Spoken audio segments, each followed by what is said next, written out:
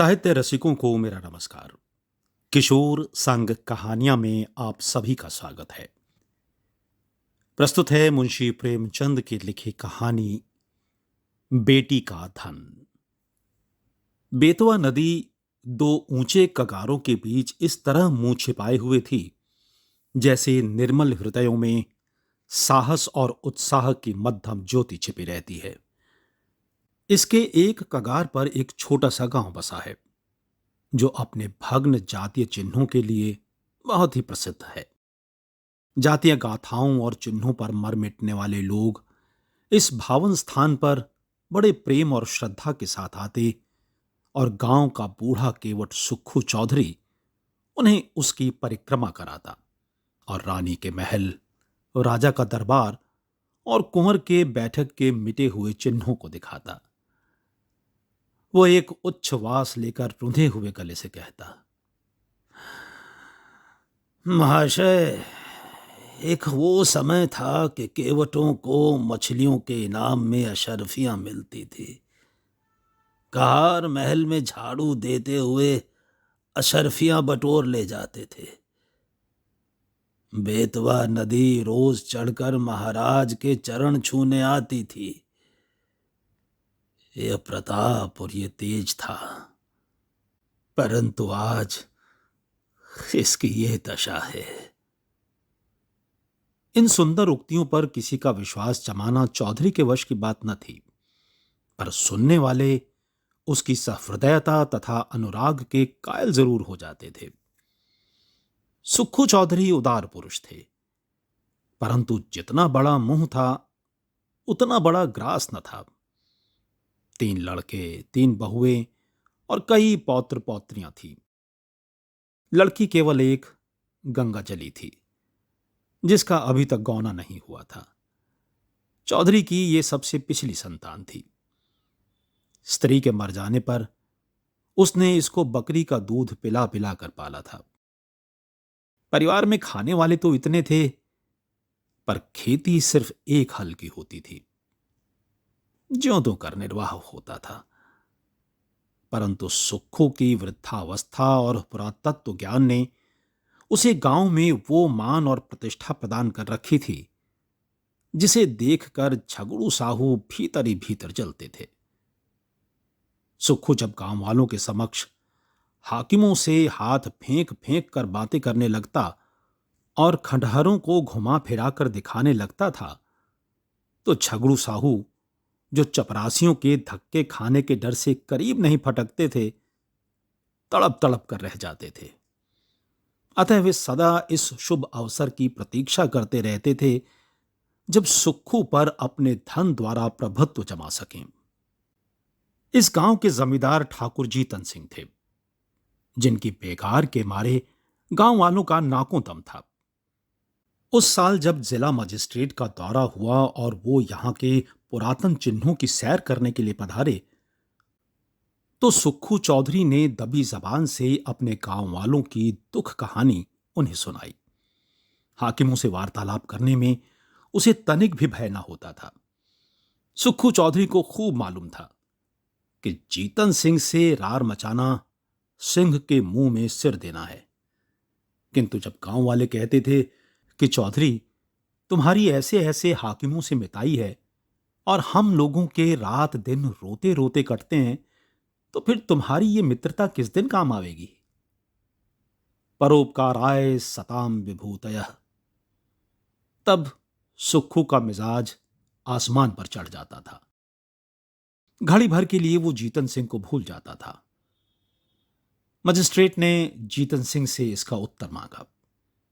उधर झगड़ू साहू ने चौधरी के इस साहसपूर्ण स्वामी द्रोह की रिपोर्ट जीतन सिंह को दी। ठाकुर साहब जलकर आग हो गए। अपने कारिंदे से बकाया लगान की बही मांगी। संयोगवश चौधरी के जिम्मे इस साल का कुछ लगान बाकी था। कुछ तो पैदावार कम हुई, उस पर गंगा जली का ब्याह करना पड़ा। छोटी बहू नथ की रट लगाए हुए थी, वो बनवानी पड़ी। इन सब खर्चों ने हाथ बिल्कुल खाली कर दिया था। लगान के लिए कुछ अधिक चिंता नहीं थी। वो इस अभिमान में भूला हुआ था कि जिस जबान में हाकिमों को प्रसन्न करने की शक्ति है, क्या वो ठाकुर साहब को अपना लक्ष्य नहीं बना सकेगी? बूढ़े चौधरी इधर तो अपने घरों में निश्चिंत थे और उधर उन पर बकाया लगान की नालिश ठुक गई। सम्मन आ पहुंचा। दूसरे दिन पेशी की तारीख पड़ गई। चौधरी को अपना जादू चलाने का अवसर न मिला। जिन लोगों के बढ़ावे में आकर सुक्खू ने ठाकुर से छेड़छाड़ की थी, उनका दर्शन मिलना दुर्लभ हो गया। ठाकुर साहब के सहने और प्यादे गांव में चील की तरह मंडराने लगे। कचहरी वहां से 3 मील पर थी।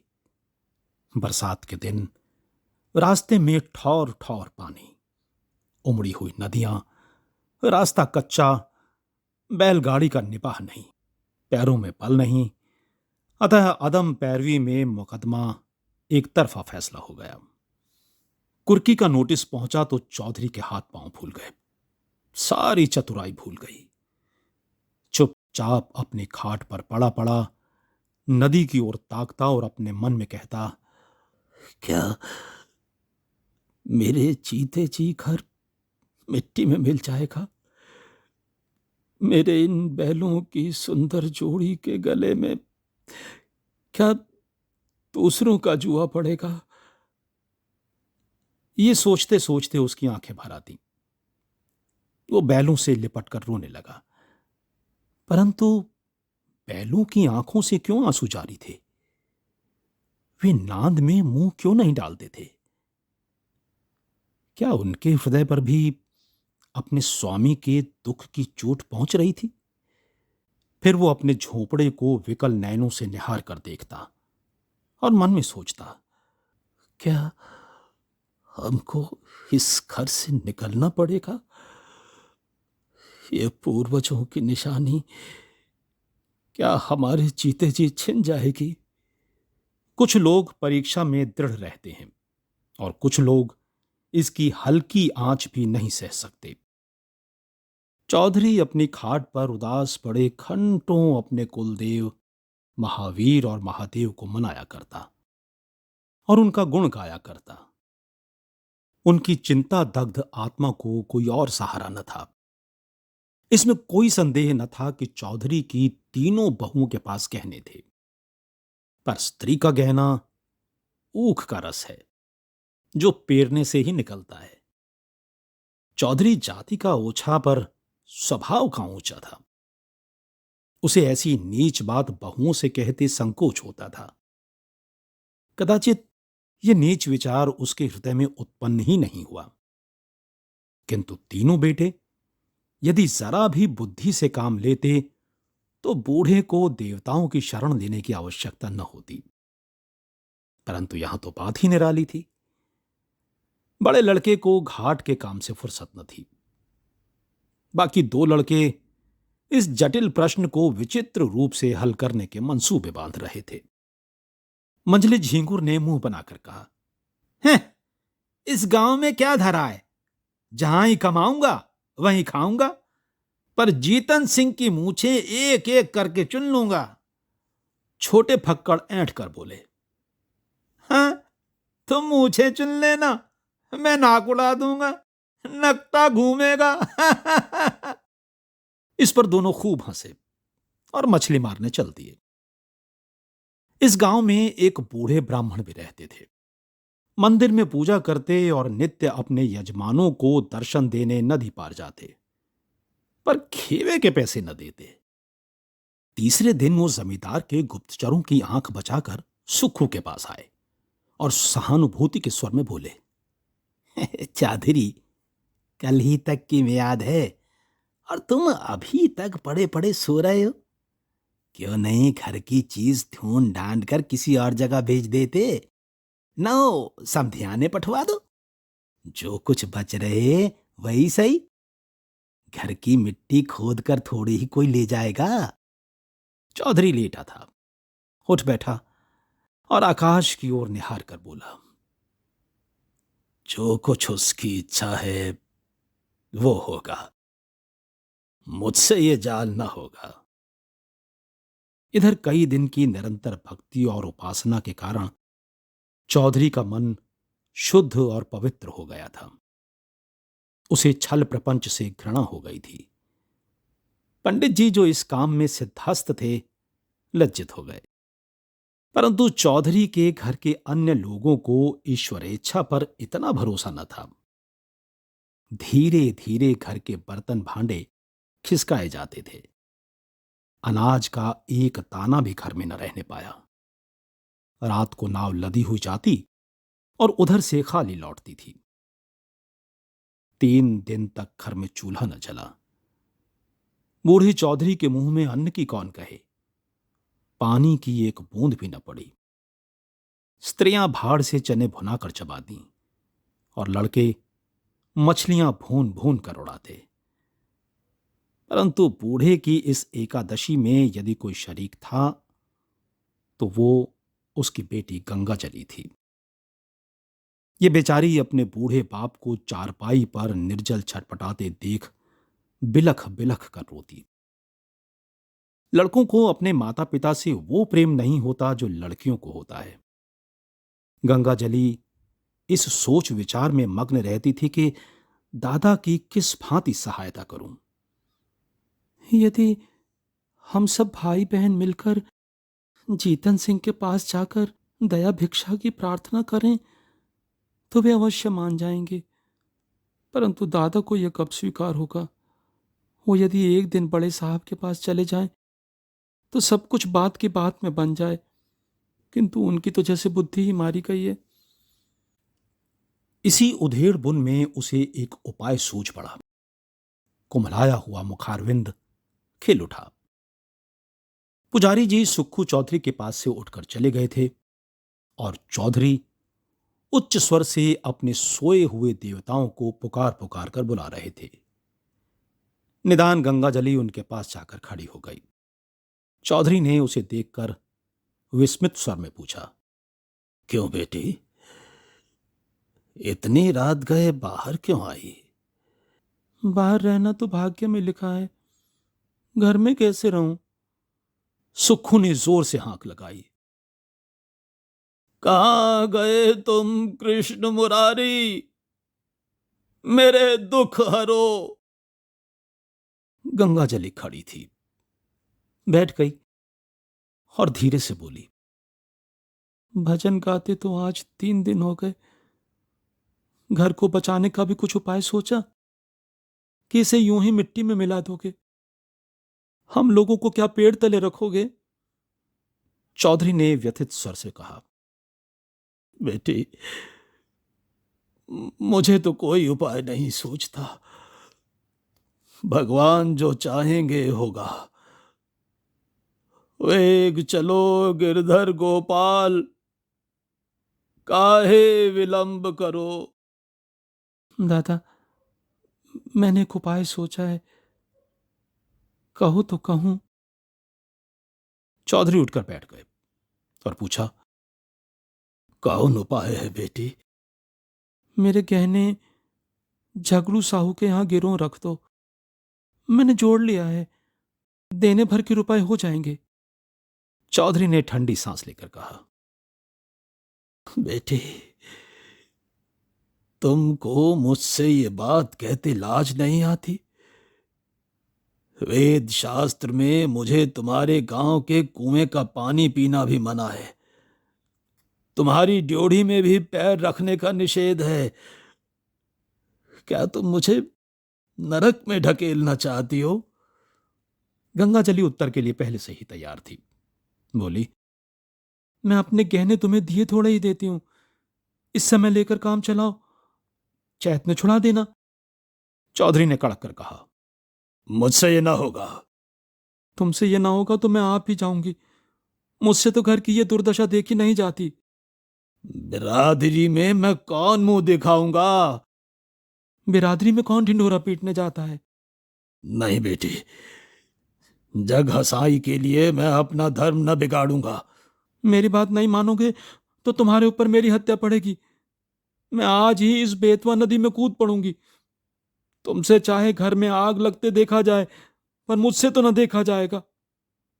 चौधरी ने ठंडी सांस लेकर कातर स्वर में कहा, बेटी, मेरा धर्म नाश मत करो।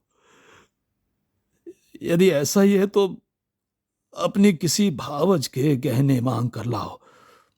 भावजों से कौन अपना मुंह नचवाने जाएगा? उनको फिक्र होती तो क्या मुंह में दही जमा था? कहती नहीं। चौधरी निरुत्तर हो गए। गंगा जली घर में जाकर गहनों की पिटारी लाई और एक एक करके सब गहने चौधरी के अंगोछे में बांध दिए। चौधरी ने आंखों में आंसू भरकर कहा, हाय राम, इस शरीर की क्या गति लिखी है। ये कहकर वो उठे। बहुत संभालने पर भी आंखों में आंसू न छिपे। रात का समय था। बेतवा नदी के किनारे किनारे मार्ग को छोड़कर सुक्खू चौधरी गहनों की गठरी कांख में दबाए इस तरह चुपके चुपके चल रहे थे मानो पाप की गठरी लिए जाते हैं। जब वो झगड़ू साहू के मकान के पास पहुंचे तो ठहर गए। आंखें खूब साफ थी, जिसमें किसी को यह बोध न हो कि चौधरी रोता था। झगड़ू साहू धागे की कमानी की एक मोटी ऐनक लगाए बही खाता फैलाए हुक्का पी रहे थे और दीपक के धुंधले प्रकाश में उन अक्षरों को पढ़ने की व्यर्थ चेष्टा में लगे थे जिनमें स्याही की किफायत की गई थी। बार बार ऐनक को साफ करते और आंख मलते, पर चिराग की बत्ती उकसाना या दोहरी बत्ती लगाना शायद इसलिए उचित नहीं समझते थे कि तेल का अपव्यय होगा। इसी समय सुक्कू चौधरी ने आकर कहा, जय राम जी। झगड़ू साहू ने देखा, पहचान कर बोले, अरे जयराम चौधरी, कहो मुकदमे में क्या हुआ। ये लेन देन बड़े झंझट का काम है। ये दिन भर सिर उठाने की छुट्टी नहीं मिलती। चौधरी ने पोटली को खूब सावधानी से छिपाकर लापरवाही के साथ कहा, अभी तक तो कुछ नहीं हुआ। कल इजराए डिग्री होने वाली है। ठाकुर साहब ने न जाने कब का बैर निकाला है। हमको 2-3 दिन की मोहलत होती तो डिग्री न जारी होने पाती। छोटे साहब और बड़े साहब दोनों हमको अच्छी तरह जानते हैं। अभी इसी साल मैंने उनसे नदी किनारे घंटों बातें की, किंतु एक तो बरसात के दिन, दूसरे एक दिन की भी मोहलत नहीं। क्या करता। इस समय मुझे रुपयों की चिंता है। झगड़ू साहू ने विस्मित होकर पूछा, हैं? तुमको रुपयों की चिंता? घर में भरा है, वो किस दिन काम आवेगा? झगड़ू साहू ने यह व्यंग बाण नहीं छोड़ा था। वास्तव में उन्हें और सारे गांव को विश्वास था कि चौधरी के घर में लक्ष्मी महारानी का अखंड राज्य है। चौधरी का रंग बदलने लगा। बोले, साहू जी, रुपया होता तो किस बात की चिंता थी। तुमसे कौन छिपाव है। आज 3 दिन से घर में चूल्हा नहीं जला, रोना पीटना पड़ा है। अब तो तुम्हारे बसाए बसूंगा। ठाकुर साहब ने तो उजाड़ने में कोई कसर न छोड़ी। झगड़ू साहू जीतन सिंह को खुश रखना जरूर चाहते थे, पर साथ ही चौधरी को भी नाखुश करना मंजूर न था। यदि सूद दर सूद छोड़कर मूल तथा ब्याज सहज वसूल हो जाए तो उन्हें चौधरी पर मुफ्त का एहसान लादने में कोई आपत्ति न थी। यदि चौधरी के अफसरों की जान पहचान के कारण साहू जी का टैक्स से गला छूट जाए, जो अनेकों उपाय करने, अलहकारों की मुट्ठी गर्म करने पर भी नित्य प्रति उनकी तोंद की तरह बढ़ता ही जा रहा था, तो क्या पूछना। बोले, क्या कहें चौधरी, खर्च के मारे आजकल हम भी तबाह हैं। लेने वसूल नहीं होते, टैक्स का रुपया देना पड़ा है, हाथ बिल्कुल खाली हो गया। तुम्हें कितना रुपया चाहिए?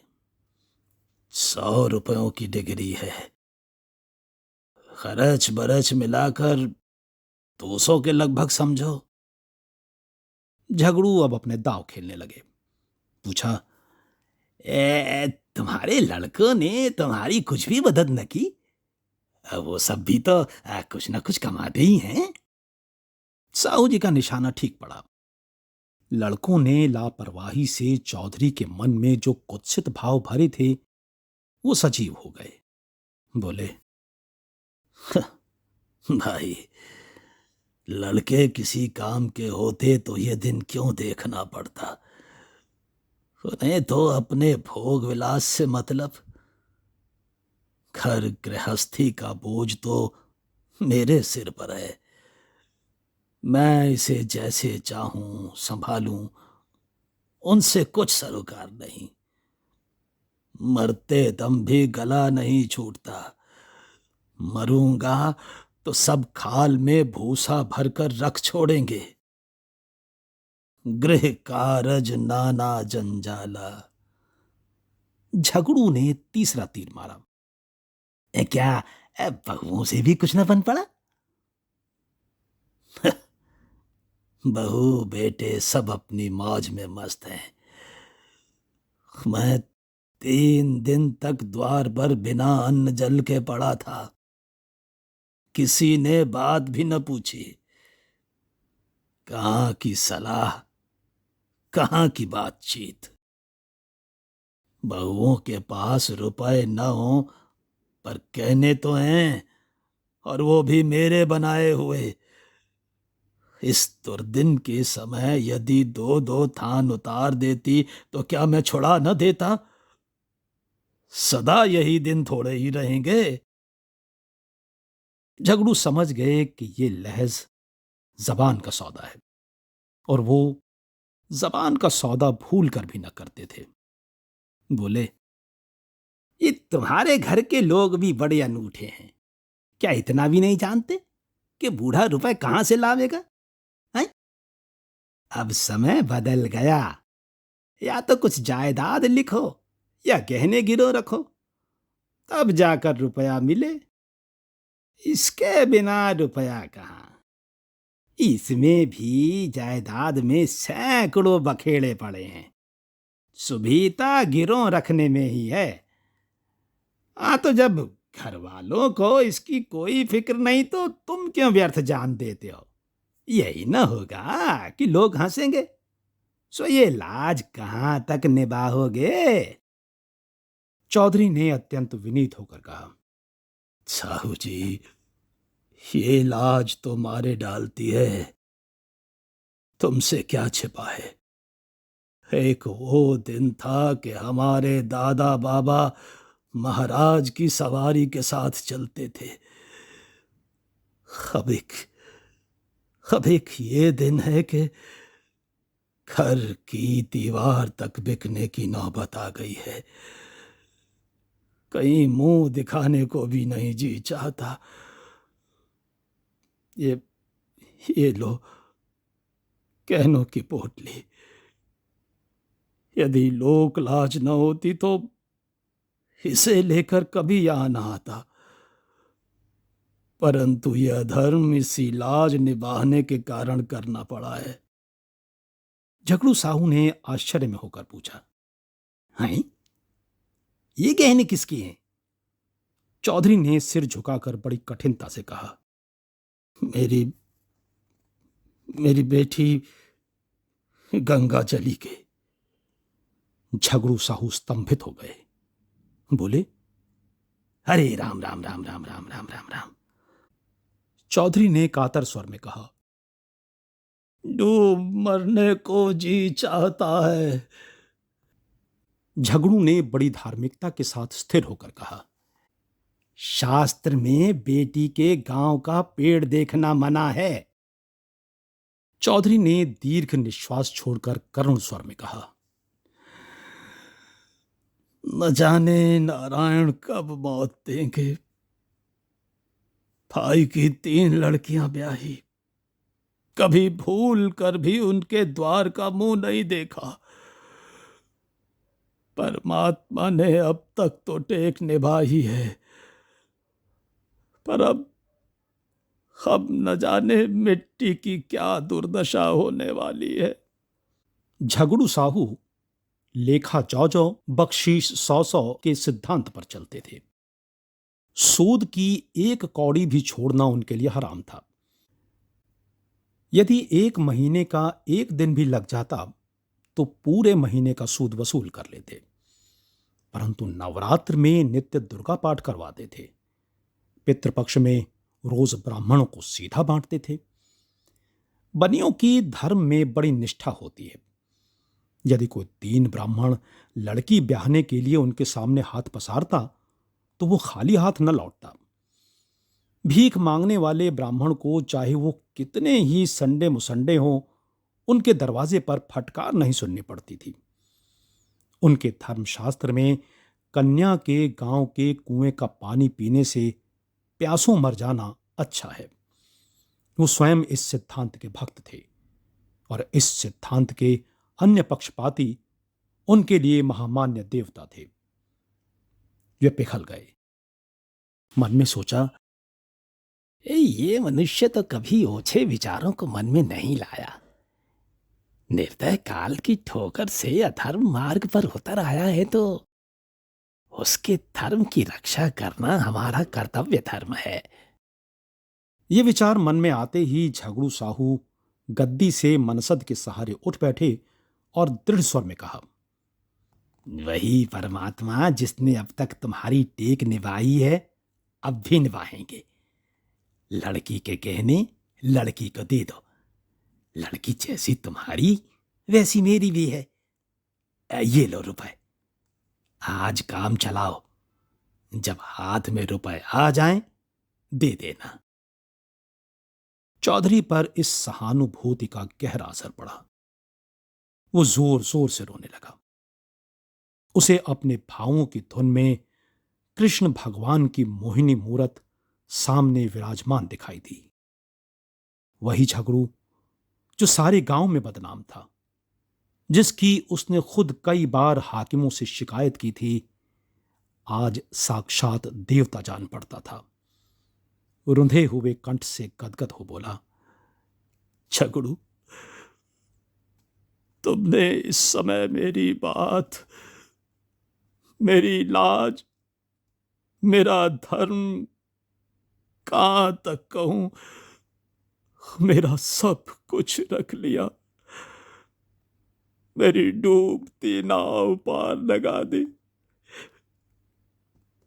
कृष्ण मुरारी तुम्हारे इस उपकार का फल देंगे और मैं तो तुम्हारा गुण जब तक जीऊंगा गाता रहूंगा। यह थी मुंशी प्रेमचंद की लिखी कहानी बेटी का धन। मिलता हूं आपसे अगली कड़ी में एक और कहानी के साथ। नमस्कार।